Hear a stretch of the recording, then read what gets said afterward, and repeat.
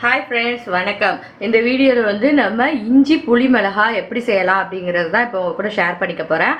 அதுக்கு வந்து ஃபஸ்ட்டு ஒரு கடாயில் வந்து நம்ம கொஞ்சம் எண்ணெய் விட்டுக்கலாம். ஒரு குழிக்கரண்டி அளவுக்கு எண்ணெய் விட்டுக்கோங்க. அது கொஞ்சம் ஹீட் ஆன உடனே கடுகு போட்டு தாளிச்சிக்கலாம். இதுக்கு வந்து கொஞ்சம் கடுகு வந்து கொஞ்சம் கூடயே போடுங்க. கடுகு, உளுந்தம்பருப்பு,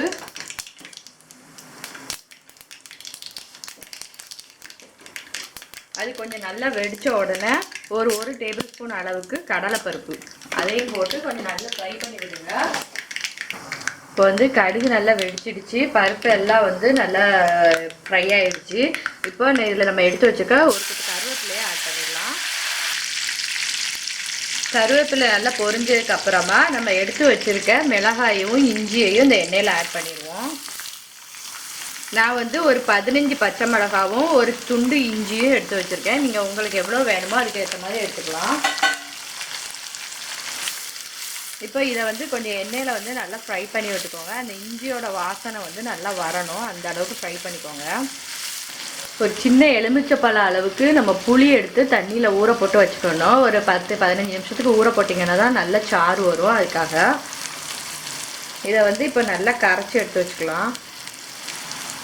இது வந்து எங்கள் ஊரில் வந்து கல்யாண வீடு, ஹோட்டல் அதிலலாம் வந்து இந்த புளி மிளகாய் வந்து வைப்பாங்க. நல்லா டேஸ்டியாக இருக்கும். இது வந்து பார்த்திங்கன்னா நல்லா ஜீரணத்துக்கும் நல்லா ஹெல்ப் பண்ணும். நீங்களும் வந்து உங்கள் வீட்டில் ட்ரை பண்ணி பாருங்கள், கண்டிப்பாக வந்து ரொம்ப பிடிக்கும்.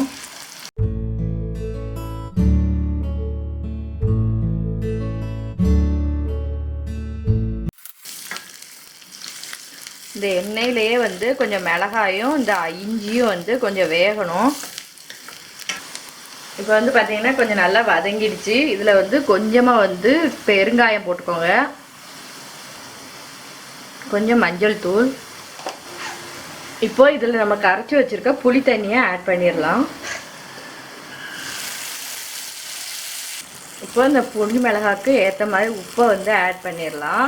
இப்போ வந்து இந்த புளி, இந்த மிளகாயும் இந்த இஞ்சியும் இந்த புளியில் வந்து நல்லா வெந்து நல்லா வற்றணும். இந்த தண்ணி எல்லாமே நம்ம ஊற்றின புளி தண்ணி எல்லாமே வற்றணும்.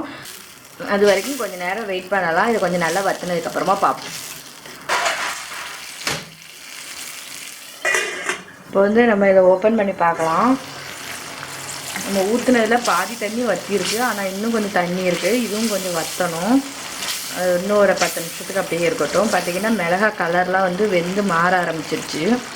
இன்னும் கொஞ்சம் அந்த தண்ணியெல்லாம் நல்லா வற்றணும், பேஸ்ட் மாதிரி ஆகணும், அப்போ தான் வந்து நல்லாயிருக்கும். இப்போ பார்த்திங்கன்னா தண்ணியெல்லாம் நல்லா வற்றிடுச்சு. நம்ம ஊற்றின இது எண்ணெய்லாம் வந்து மிதந்து வர ஆரம்பிச்சிருச்சு. இப்போ இதை ஆஃப் பண்ணிடலாம்.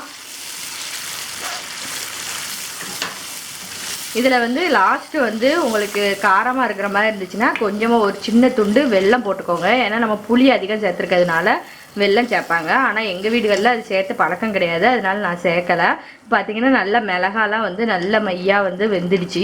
இது வந்து பழைய சாதம் அல்லது தயிர் சாதம், சாம்பார் சாதம் இதுக்கெலாம் வந்து தொட்டுக்கிட்டு சாப்பிட்றதுக்கு சூப்பராக இருக்கும். அதுக்கப்புறம் பார்த்திங்கன்னா நம்ம சொதி வச்சாலும் சொதிக்கும் இதை தொட்டுட்டு சாப்பிட்லாம். ஏன்னா இதில் இஞ்சி வந்து நிறைய சேர்த்துருக்கிறதுனால இது வந்து செரிமானத்துக்கு நிறைய ஹெல்ப்ஃபுல்லாக இருக்கும்.